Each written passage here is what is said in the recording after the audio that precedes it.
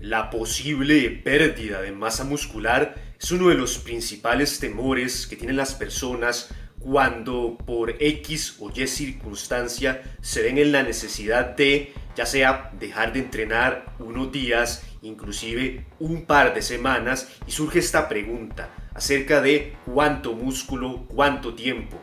Y bien, debemos de entender que son casos distintos, me explico. Una cosa es dejar de entrenar totalmente, me refiero. Dejar de levantar pesas, ni siquiera realizar ningún entrenamiento en casa con el propio peso corporal, total inactividad, alejarse por completo de las rutinas. Y otro escenario distinto, pero con características similares, es el reducir el volumen, la frecuencia de trabajo. Entonces nosotros podemos venir haciendo rutinas de 3, 4, 5 días y pasamos a hacer rutinas de 1, 2 días. En ese caso no estaríamos dejando de entrenar completamente, simplemente reduciríamos el volumen de trabajo, las sesiones semanales, etc. Entonces, lo primero que hemos de entender es que son dos casos distintos. Por un lado, tenemos una reducción bastante notoria, sí, en el entrenamiento, pero todavía se mantiene cierto trabajo. Mientras que del otro lado, ya tenemos el dejar de entrenar por completo. Ahora bien, ya entrando en no entrenar para nada, pasar varios días, semanas sin levantar pesas, sin hacer trabajo con peso corporal y demás, ahí entra en juego otra cosa. Y eso es, va a haber pérdida de masa muscular pura o volumen, porque esto se suele confundir muchísimo. Y ya lo hemos visto varias veces cuando comentamos del ayuno, de la pérdida de grasa.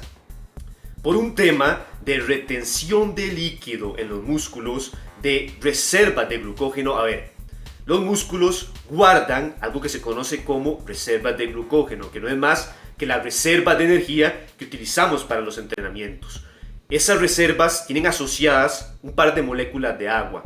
Más o menos ronda por cada gramo, por cada molécula de glucógeno, el cuerpo retiene de 3 a 4 moléculas de agua. Entonces, dicho de otra manera, estas reservas de glucógeno están ligadas a su uso constante. Si nosotros dejamos de entrenar por completo, el cuerpo poco a poco interpreta que no es necesario tener ese adicional de reservas de glucógeno, de energía, al menos no para realizar esa actividad.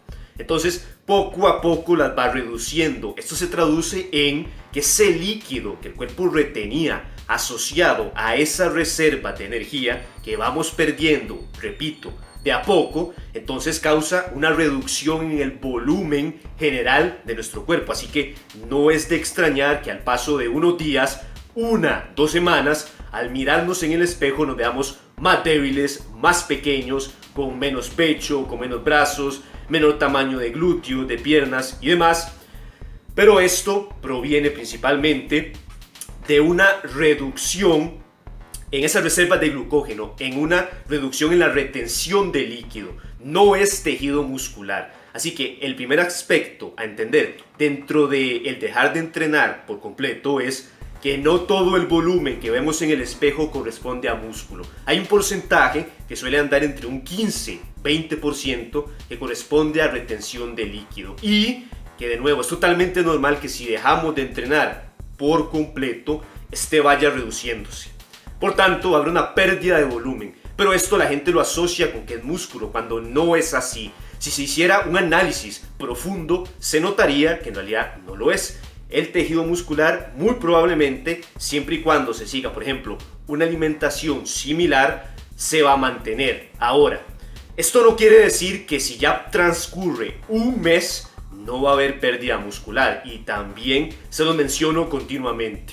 Si el músculo no se utiliza, el cuerpo empieza poco a poco a interpretar bien.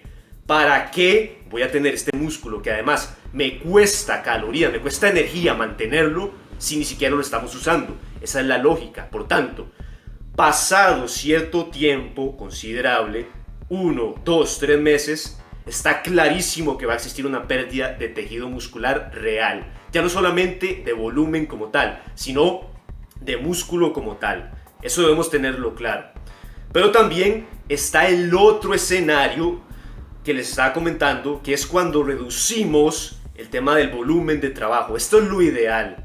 Si bien, por ejemplo, pueden existir ciertas circunstancias, como no es una lesión, un accidente, que muy probablemente nos dejen incapacitados, ya en los siguientes videos profundizaremos al respecto, lo ideal es que por lo menos hagamos un poco de trabajo, porque eso nos hace, digamos, salirnos con la nuestra. Me refiero, la realidad es que el mantener la masa muscular requiere de un trabajo mucho menor que el necesario para construir, para ganar nuevo músculo.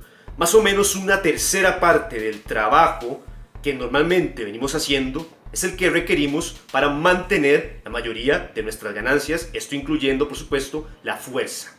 Así que, si nosotros venimos trabajando en la práctica, esto se traduce a que si venimos trabajando ya sea 3, 4, 5, 6 días, lo que necesitamos para mantener la mayoría de las ganancias es un trabajo de 1, 2 días a la semana. Por supuesto, esto no va a ser eterno. Normalmente esta técnica suele funcionar 2, 3 meses, sujeto por supuesto a otras variables, que eso es lo que vamos a profundizar en las siguientes partes de esta serie, que la pérdida muscular no solamente se limita al simple hecho de dejar de levantar pesas, de dejar de entrenar, no.